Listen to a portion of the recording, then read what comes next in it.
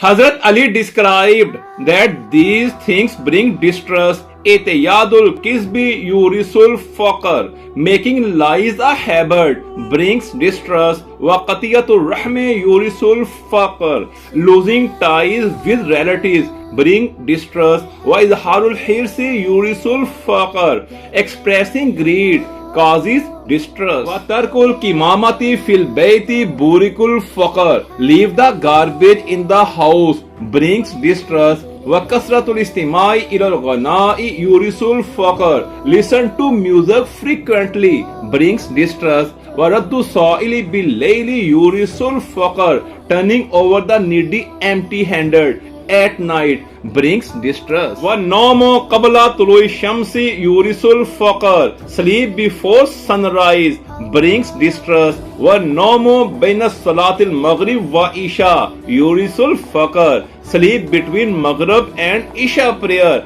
brings distress. وَتَرْكُ نَصْبِ الْأَنْكَبُوتِ فِي الْبَيُوتِ وَالْأَكْلُ عَلَى الْجَنَابَةِ يُورِثُ الْفَقْرَ. Leaving a spider web in the house and eating while in the condition of janabat bring distress. He further said, don't complain about these things, your fate of your elders in front of your children living in own family house and complain its narrowness. Even by forgetting, never complain your parents and teachers and your friend in front of others. Similarly, never complain before your wife, her family members, and complain after leaving your guest. He mentioned Samratu Tafritin Nadamati. The result of laziness is repentance.